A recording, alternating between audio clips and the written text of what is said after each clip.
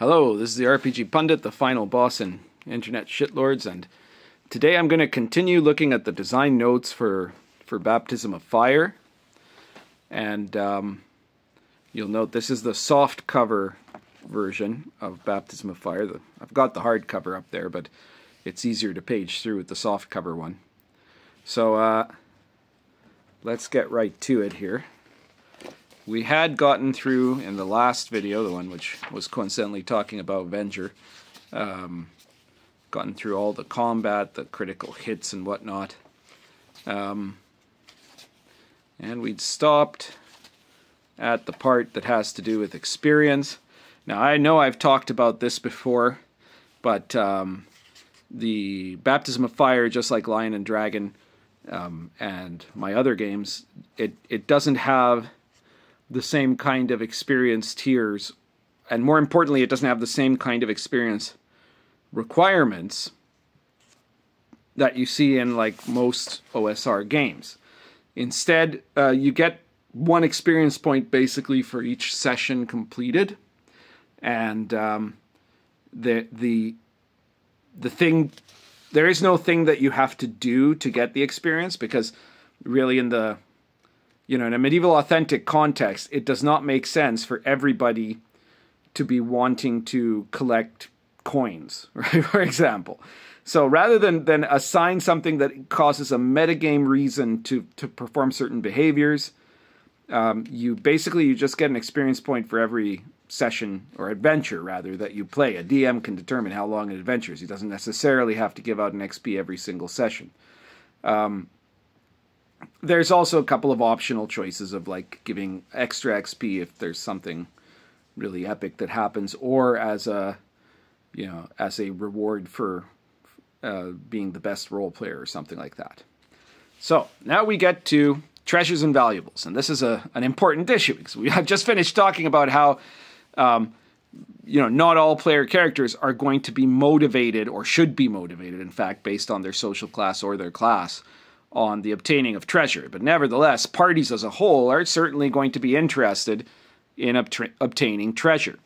And naturally, I had to derive a very different kind of set of treasure tables than what you see in a standard D&D. First of all, money is not one of the things that is very common, so it's not going to be something that is going to tend to be the treasure, though of course you can get some. In the first part, I talk about like some very basic things, like if you find a typical peasant, what will they have on them? Probably nothing except a knife and maybe some pickled eggs, They might have a weapon on them if there's a time of war. Grodniks might have some coin on them, but not very much. Nobles and knights are not too likely to be carrying cash unless they're part of an entourage or something like that. But they'll probably have some fancy clothes or jewelry on them, right? So those are like the kind of the basics. But then when you're dealing with like, a serious looting situation, right? You've defeated an opponent and now you're going to loot the guy. The DM has the option to roll on a D100 table that is divided into various categories. And they can, depending on how large the DM judges the amount of stuff the defeated opponents or the house you're robbing or whatever might have, he can choose to roll on the table multiple times, or roll randomly to see how many times to roll on the table, which could be like, 1d4 times, or 1d8 times, or 1d10 times. And so the categories are divided by the probability of the type of treasure that they would have. So there's a table for like, if you're robbing from somebody poor, right? If you're robbing from somebody wealthy, if you're robbing from someone who is criminal, if you're robbing from someone who is religious, a non-supernatural animal, like the lair of an animal, an unintelligent supernatural animal, an intelligent supernatural creature, tombs, catacombs, or barrows. And in each one, the types of categories of treasure that you get and the probability of getting them will vary. So you'll notice that, like, and part of the reason why you're usually going to roll potentially more than once is because there is like a nothing category. So if someone's poor 50% of the time, there's nothing there, right? So if you roll, you roll 1d8, let's say, and you get like 6 tries, well, then some of those are going to be nothing, and then there might be 1 or 2 things there, And then different categories will have different stuff based on their focus, right? So a criminal enterprise is going to have a fairly good mix of just about anything, possibly less religious stuff, because even criminals tend to be kind of superstitious, though they certainly could have some, you know. And they're also, you know, they're going to be superstitious about robbing from the religious, but they're also not going to be particularly religious themselves, right? Hence the low number. And of course, if it's a religious place, if you're stealing from the bishop's house or something, there's a much higher chance of having something religious. And then obviously, like creatures, anything that they might have, right? Like 75% chance of nothing if it's a regular animal, because whatever they have would be just something that was either left on a person's corpse or some shiny thing that they brought in, you know. Then, you know, supernatural intelligence and unintelligence, same difference between the two, that an intelligent creature will have stuff because they want to have it. An unintelligent one has it just because it's left behinds of what it ate, you know. And then the tomb, barrow, catacombs. You know, there you would roll for each area that would contain treasure or separate creature or trap encountered, right? So then we get into like the types of tables. So the first category is trifles. And trifles are just very minor objects that you have, but you know, some of them can be useful and some of them can be interesting. So, and you know, like in some cases it might still be worth a fair bit of money. 125 denarii is a fair bit of money. You might get a D100 arrows, right? You might even get a healing potion. But a lot of it is going to be just minor stuff, you know, a bottle of beer, a bottle of olive oil. That's a little bit fancy. A cheese wheel, a chicken. you could get a lot of livestock potentially in this game, you know. A cloak, cod pickled in a jar, a child's doll, a flute, etc., right? So there's a lot of things. Sometimes they'll be useful, sometimes they won't be, and they're just weird knickknacks that might happen to be there, which I always think is a nice touch, you know, not just in my games, but like in any kind of game when there's a treasure hoard. Probably the worst way to do a treasure hoard is to say, well, you get 2,000 copper pieces and, you know, 4,000, exactly 4,000 silver pieces and 5,000 gold pieces, and you get 6 gems. And that's it, right? Like, but because that isn't, you know, and I know that sometimes in a dungeon it doesn't matter very much, right? Like that you fight a group of giant rats and they have precisely 2,000 copper pieces or something like that.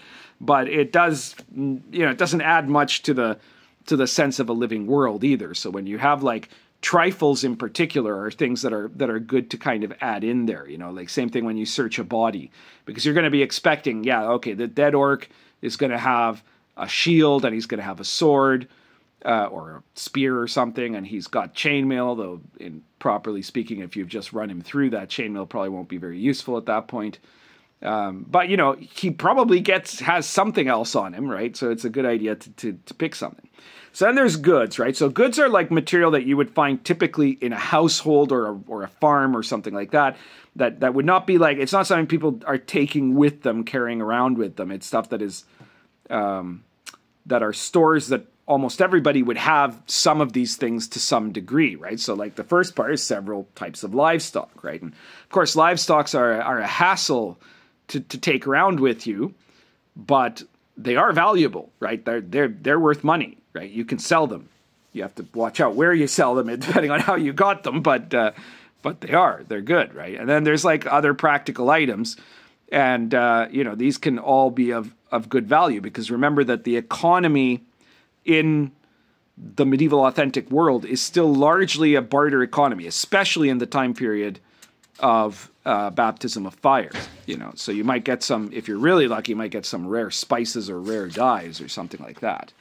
Then there's weapons and armor. And again, this is like large-scale weapons and armors. Though obviously what you could do is if you've just slain an opponent, obviously they have the weapons that you saw them using, right? If you've killed someone, or you just go into someone's room and, you know, you're not like necessarily searching all over the place, but, you know, you might just choose to pick a single item rather than to roll, right? So like, you know, it's unlikely that someone in their bedroom has 2d20 long swords, right?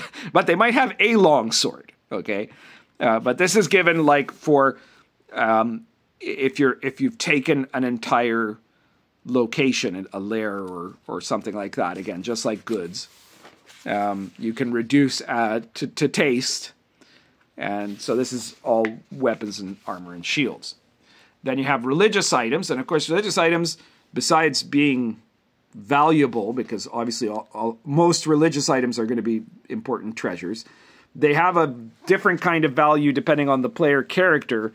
And here's Meatball. I wasn't sure she was going to show up to sit on my book today, because today is the first nicely warm day that we've had in months, like absolutely months. It's been the cold, because of La Nina, this has been the coldest winter in 20 years. And just today, it's actually nice outside. I mean, it's not fantastically hot or anything, but it's nice, right? And so she's been outside almost all day, haven't you, Meatball?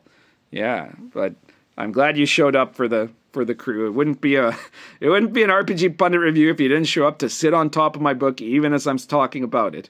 But okay, well, while she's there, oh no, she's gone. Okay, well, she's moved to one side. Good girl. All right. So religious items are, first of all, going to impress upon the players the significance of religion in the setting.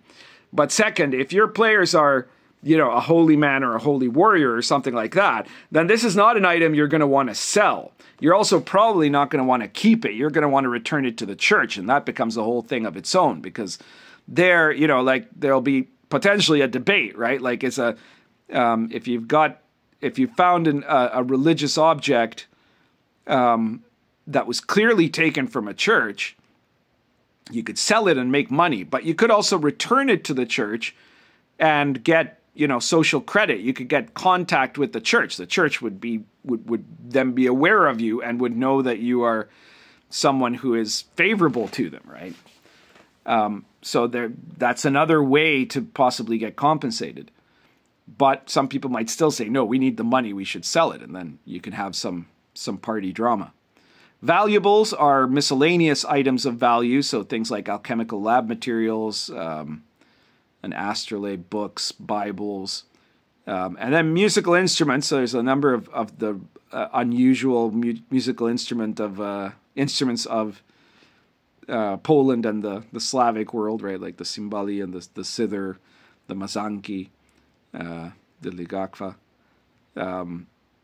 And, you know, these are all, obviously these are meant to be fine quality versions of the same, right? Because a lot of these items, the regular version of a Slavic lyre isn't going to be worth, you know, 480 denarii.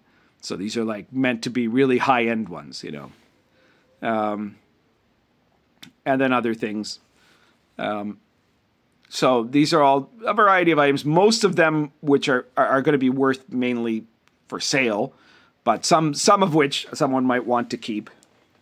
And then we get to the section on jewels. So for jewels, first you roll for the type of jewel. And that also includes the possibility of it being not a jewel, but rather a gemstone or money, right?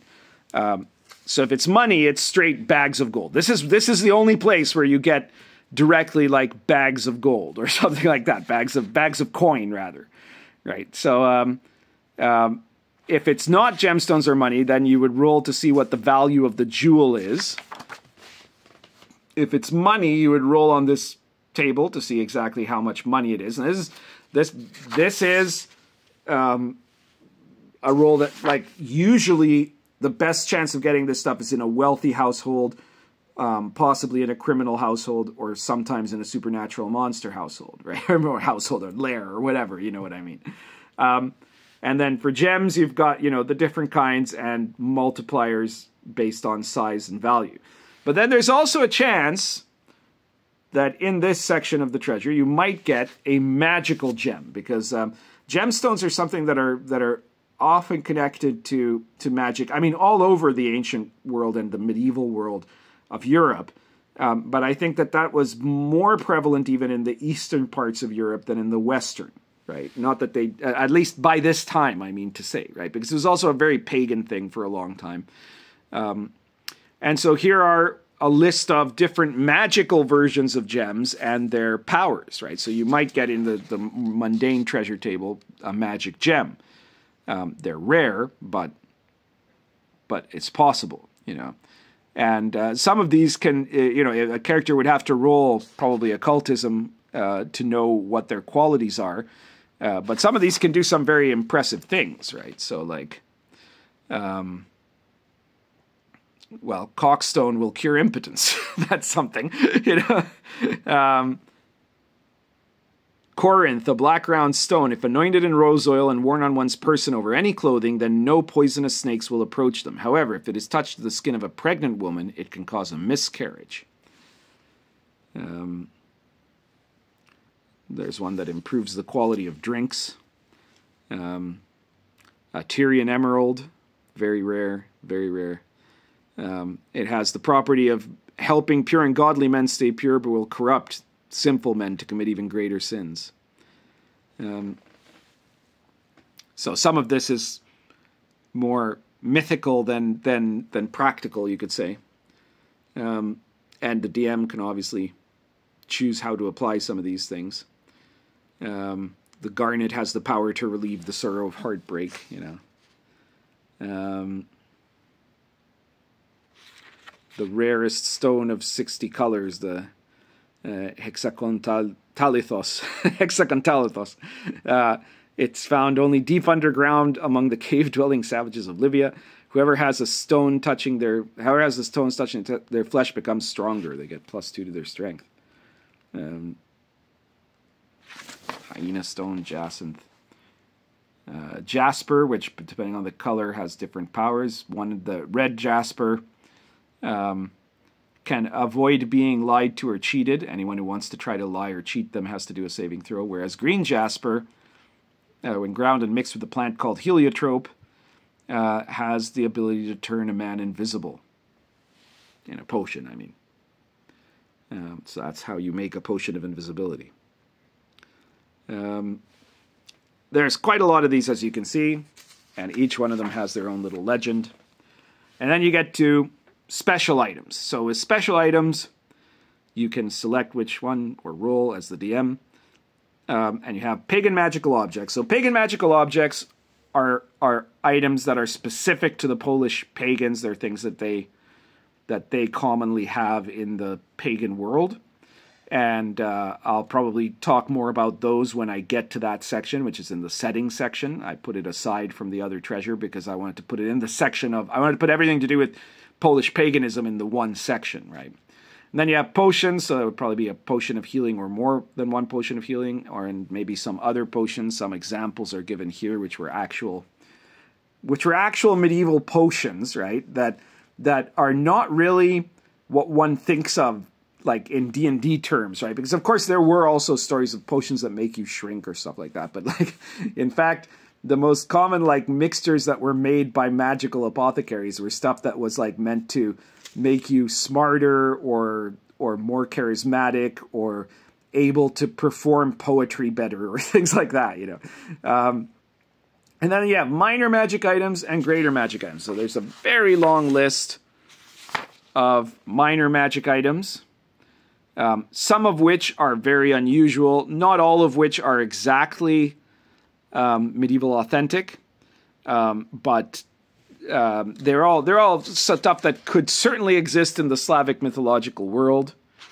You know, they're just, some of them are more amusing than anything else than being really useful, but some of them can be quite useful. So, you know, the Book of the Histories.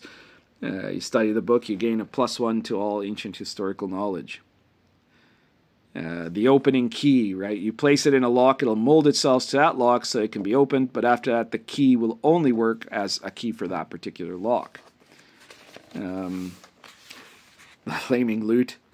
Lute of very fine appearance gives you +1 to any musical performance, but I'm playing a particular chord. The lute will also light itself on fire. It can then be used as a flaming weapon doing 1d4 damage. It's not magical, but can potentially cause fire damage.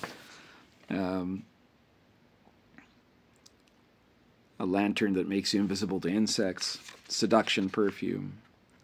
A rope that will unknot itself at an order.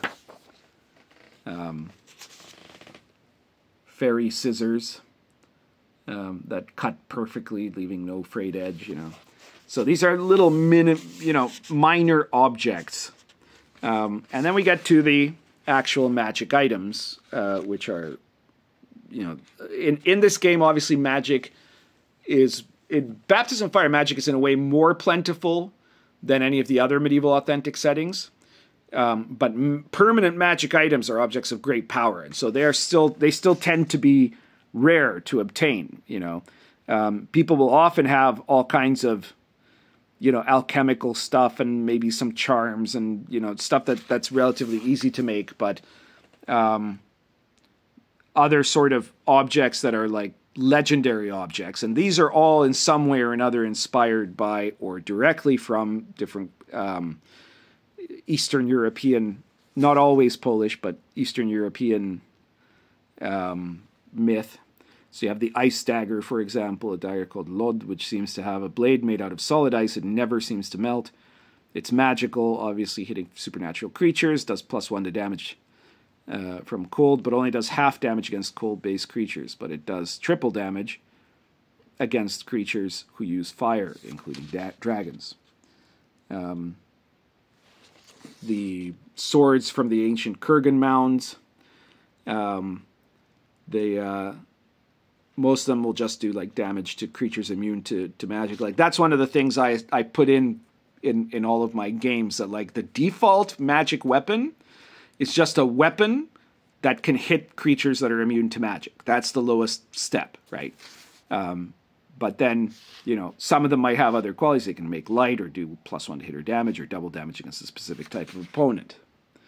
Cloak of the Wolf, that is from Viking lore, and it's something that it appears also in Lion and Dragon, because obviously England also, both England and Poland had a lot of interaction with the Scandinavians, and it allows one to turn into a wolf, but then it eventually, if you keep using it, you'll get trapped as one. Jaserwiek, which is the actual sword of Boleslav the Brave, it should be. I don't know why it says Boleslav the Bold there.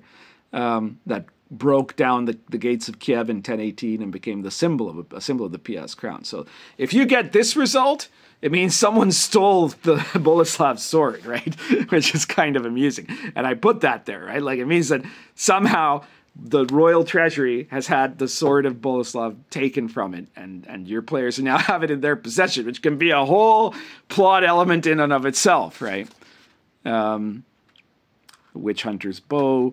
Lots of different items, as you can see, that are each of them have about a paragraph or so of unique story, right? Because it's important that they have that, because that's, you know, in a world where, that's one of the things I keep arguing about magic, right? In a world where magic is all over the place, very few things of magic are special. It cheapens all of the element of that, right? But in a place where like every serious magic item has a legend to it, that makes it very special, you know. Woolen bows from when Mieszko defeated the Pomeranians. Smierk, which is a sword to fight against the dead. The Cross of Saint Adalbert. Now, Adalbert was the most famous.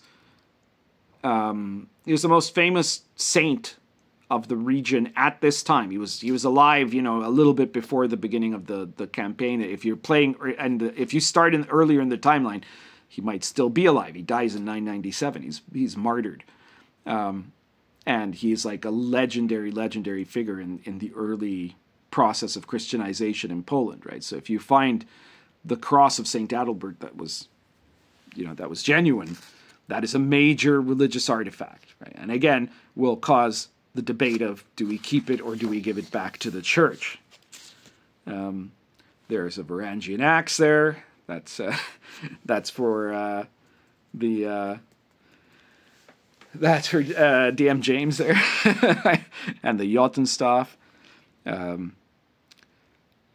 Obviously, especially in Poland, that was where you had interactions with not just Vikings, but specifically the last pagan Vikings that were left, basically. And at a point shortly before this campaign starts, as well as the ones that had fled to Iceland, there were pagans, you know, with Eric the Red that had gone to Iceland. There were other pagan Vikings that had fled to the island of Wolin in Pomerania, in Poland, in the setting. It's there on the map, right? And they formed a community there, and then besides that, tons of pagan Vikings were all over Pomerania, Lithuania, and some of them, of course, traveled into places like Poland and Kiev and things like that, right? So there's a lot of Viking stuff there. In fact, right now I'm working on the first biggish source book for Baptism of Fire, because I've done some issues of the Pundit files for it right now, right? But I'm working on the first source book, which is going to be about the nobility and have a whole bunch of plot elements and new material and information about the intrigues of the aristocracy in the world of Baptism of Fire. But there's a very good chance that, and I don't know when I'm going to start, because I'm still just started this one, right? Like, it's going to be a while.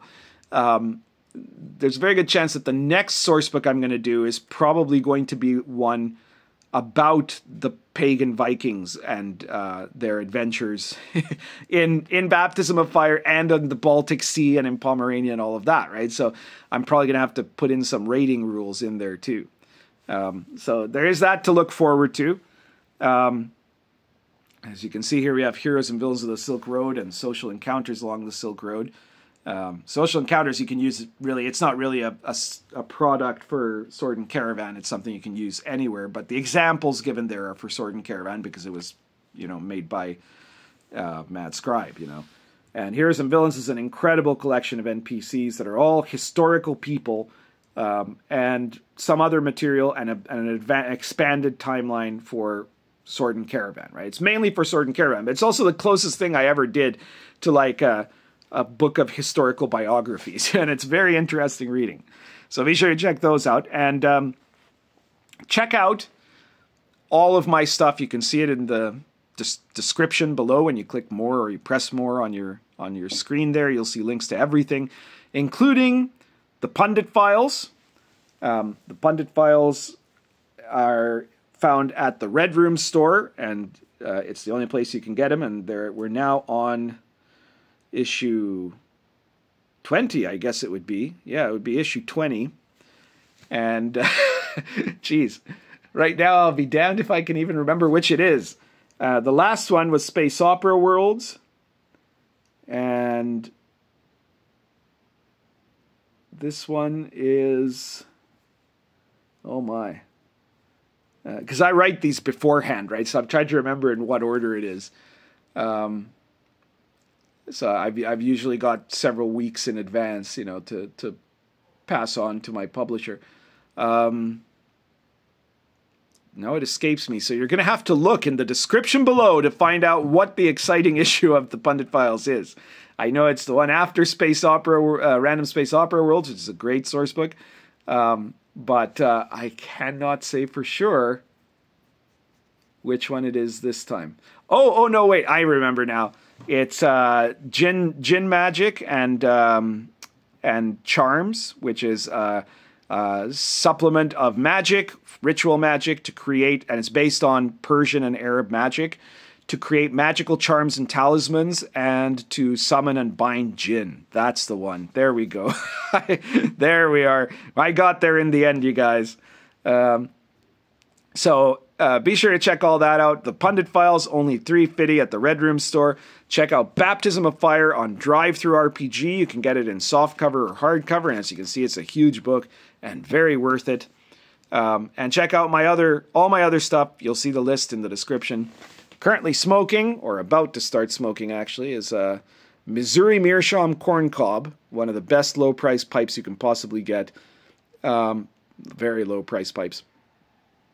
Plus St. James Flake.